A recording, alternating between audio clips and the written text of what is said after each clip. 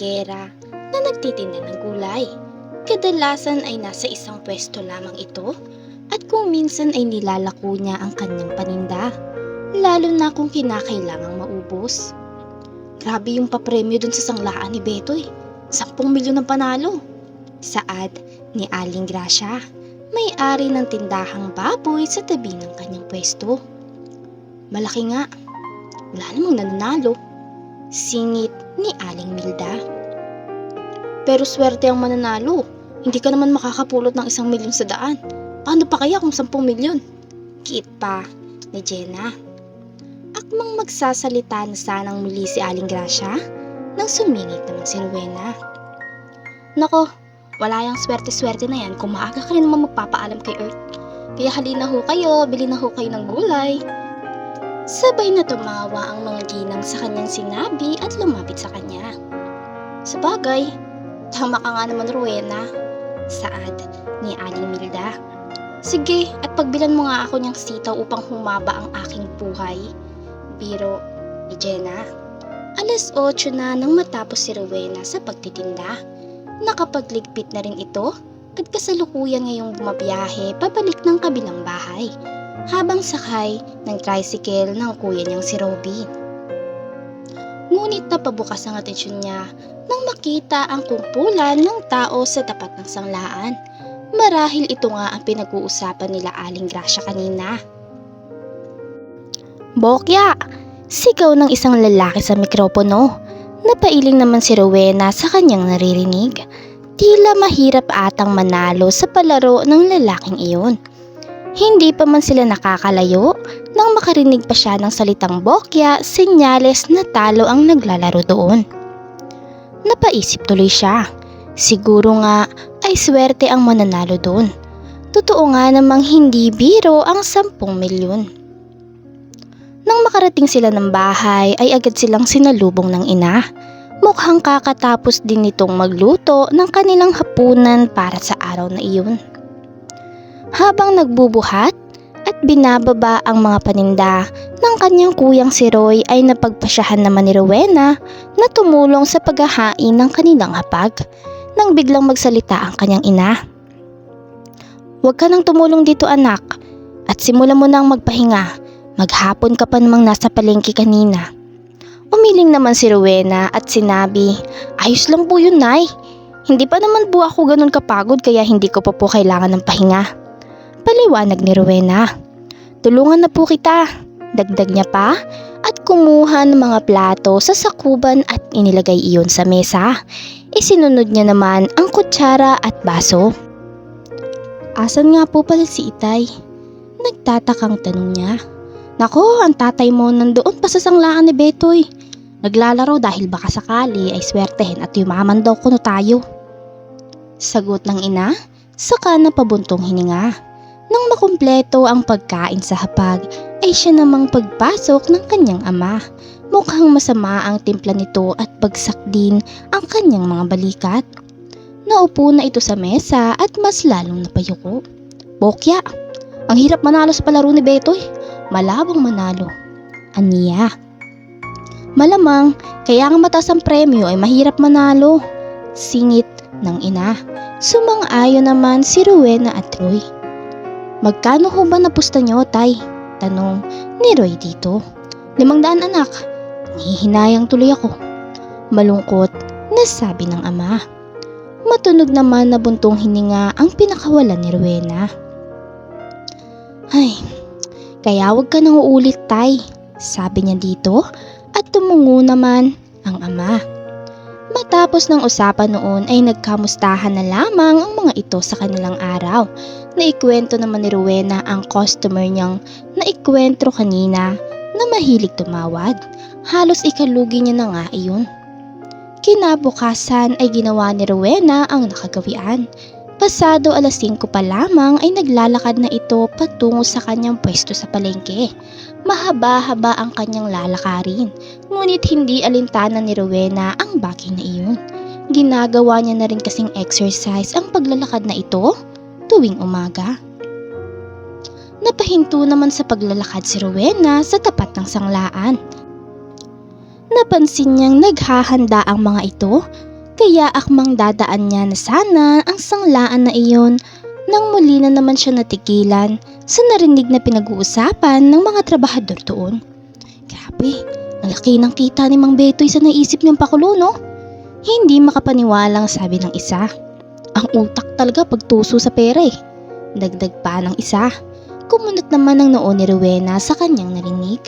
Kahit pa wala siyang ideya sa sinasabi ng mga ito, ay nais niya pa rin makinig. Hindi nga alam ng mga tao na naluloko na sila. May bakas ng lungkot na sabi nung nauna. Illegal at madaya ngunit hindi tayo makapagsalita. Siyempre, kailangan din natin ng pera. Dagdag pa nito. Magaling lang talagang magpalusot ang matandang yun. Kisi sa tubig at yung makakakita ng puti ay panalo. Pabalang nasabi ng isa. Puro nga itim yung pinalalagay nun sa container. Sino mananalo dun? Pahabol pa nito. Hindi alam ni Rowena kung paano ipoproseso ang narinig sa kanyang utak. Hindi niya naman inaakala na ganoon pala kadumi ang palaro na iyon. Gustuhin niya namang ilabas o sabihin ng katotohanan sa iba ay wala rin siyang maipapakitang ebidensya at tila lalabas lamang na nagkakalat siya ng paninira ng puri, lalo pa at kilala si Mang Betoy sa kanilang lugar. Tulala sa kakaisip si Rowena. Makailang ulit na rin itong nagkamali sa kanyang tinitinda kanina.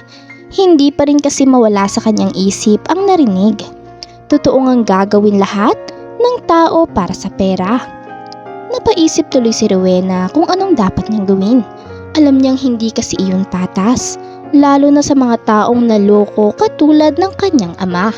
Lalo pa at pinagpaguran din nila ang itinaya sa larong iyon. Natigilan si Rowena sa pag-iisip nang mapadaang muli si Jenna sa kanyang tindahan. Ikaw Rowena, hindi mo pa rin ba susubukan? Biglang tanong nito sa kanya. Ang alin? Nagtatakang tanong ni Rowena. Ang tumaya doon sa palaro ni Mang Betoy. Balita ko kasi ay ngayon na ang huling araw ng palarong yun. Sayang naman. Malay mo, ikaw pang panalo. Mahabang sabi ni Jenna na ikinaistatwa ni Rowena. Ngayon na ang huling araw, ngunit wala pa rin siyang naiisip na solusyon para sa narinig kanina. Tila hindi niya rin mabibigyan ng hustisya ang mga sumugal sa palarong iyon. Gabi na at nakauwi na si Rowena sa kanilang tahanan at hanggang ngayon ay hindi pa rin mawala sa kanyang isip ang sinabi ni Jenna sa kanya. Nauubusan na rin ito ng pag-asa dahil mukhang wala na siyang magagawa para sa pandaraya ni Mang Betoy sa mga tao. Napukaw ang atensyon ni Rowena nang makarinig ng malakas at sunod-sunod na katok mula sa pinto. Dali-dali naman siyang lumapit doon kasunod ng kanyang ina. Nang buksan ng pinto ay bumungad ang kumare ng kanyang ina na si Loida. Mare ang asawa mo! Ipapabarangay ni Betoy. Bungad nito, kumunot naman ang noo ni Rowena. Ano? Utal na sabi ng kanyang ina. Kitang-kita din ang panginginig ng katawan nito sa natanggap na balita. Putahan mo na asawa mo, bago pa ito kalad ka rin ng tauhan ni Betoy, habang naroon pa sila sa sanglaan. Hindi na nagdalawang isip pa na naglakad ng pinto si Rowena. Lakad takbo ang kanyang ginawa papunta sa sanglaan ni Mang Betoy. Nang makarating siya sa lugar na iyon, ay agad niya natagpuan ang ama na hatak-hatak ng mga tauhan ni Mang Betoy. Nagmamakaawa ito at pilit na nagpapaliwanag. Tay! Tawag ni Rowena dito. Dahilan upang mapukaw ang atensyon ng ama, maging ang mga humahatak dito. Mabilis na lumapit si Rowena at tinignan ang kalagayan ng ama. May kaunting galos ito. Sige, ipakulong niyo na yan, sigaw ni Mang Betoy at napalingon si Rowena sa gawin nito. Isa yang mandurugas at hindi marunong magbayad ng utang, dagdag pa nito. Hindi niya maintindihan kung bakit gano'n na lamang kadali para sa lalaki na sabihin ang salitang mandurugas. Siya nga itong gumagawa ng pandaraya. Binabalot ng inis si Rowena dahil dito. Walang sabi-sabi din itong lumapit sa pwesto ni Mang Betoy at hinarap ito. Nandito na palang anak ng mandurugas. Saad nito sa kanya, ngunit nanatiling tuwid ang tayo ni Rowena. "Pakawalan niyo ho ang tatay ko!" sigaw ni Rowena. Malakas na tumawa ito sa kanyang sinabi. "Pakawalan ng tatay mo?" singhal nito sa kanya. "Mandurugas yung taong yan at may utang pa sa akin ng isang yan," dagdag pa nito. Sandaling natahimik si Rowena bago muling magsalita. "Ako nang magbabayad ng utang ni tatay. Basta pakawalan niyo na siya." "Bakit? May 5,000 ka?" Tila insultong saad ni Mang Betoy kay Rowena. Napayuko naman ang dalaga sa narinig.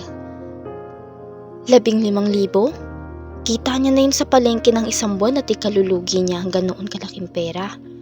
Ngunit sapat ba kung hahayaan niyang ikulong nito ang ama? Mas malaki ang magiging gastos nila sa piyansa nito kung sakali at tiyak mas mababaon sila sa utang. Hindi naman alam ni Rowena kung dapat na siyang pangunahan ng kanyang emosyon.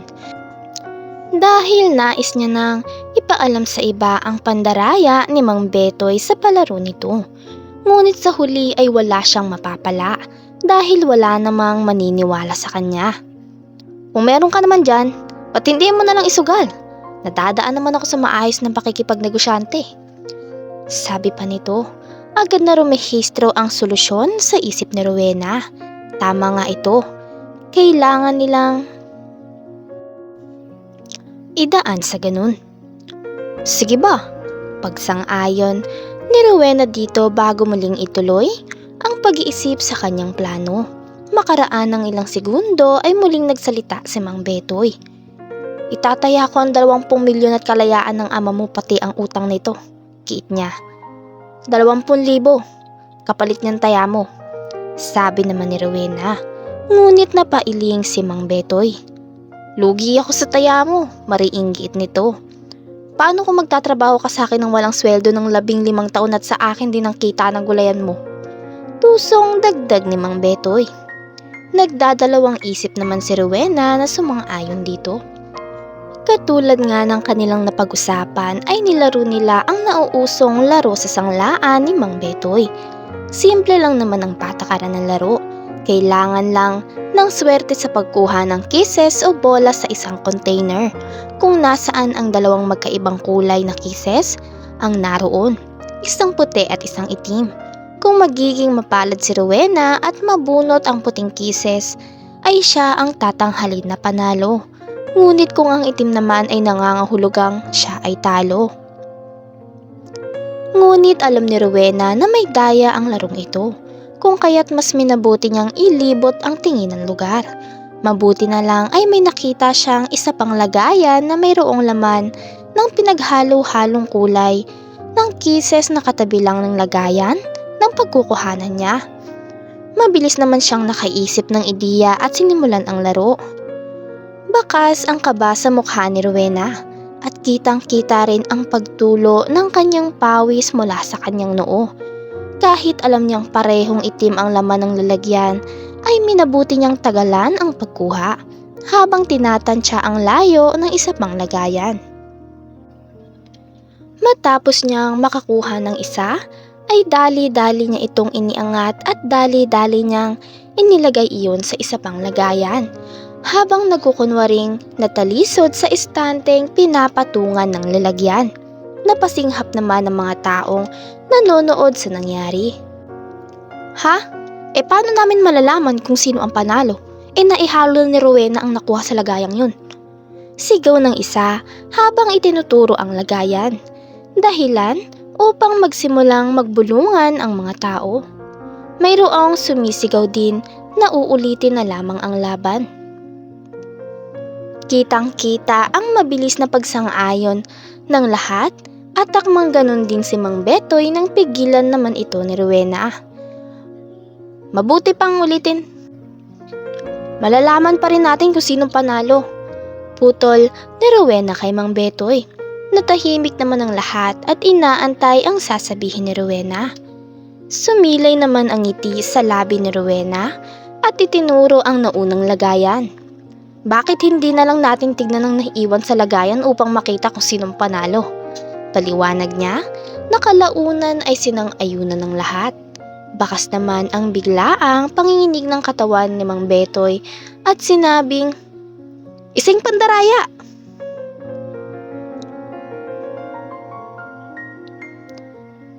Bakit naman yun magiging pandaraya kung dalawa lamang ang laman ng lagayan at nakuha naman na ni Rowena ang isa? Dinig nilang singit ni Jenna. Ngumiti lamang si Rowena sa sinabi nito. "Tama! Tama!" Sang-ayon ng lahat na mabilis na sinundan ng isa pang sigawan na nagsasabing tignan ang lagayan. Nanatiling nakatayo lamang si Mang Betoy, ngunit hindi naman nawala ang ngiti sa labi nito nang senyasan niya ang isang tauhan na lumapit. May binulong siya dito. Sandali pang umalis ang tauhan na iyon at bumalik muli. Sige, tignan natin ang laman ng lagayan."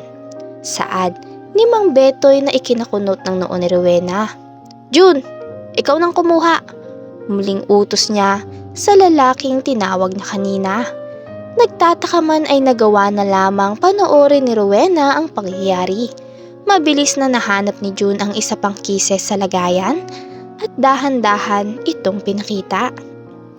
Nababalot naman ng kaba si Rowena habang inaantay iyon hanggang sa tuluyang ipinakita ni June ang laman ng kanyang kamay na parehong ikinagulat ni Rowena at Mang Betoy.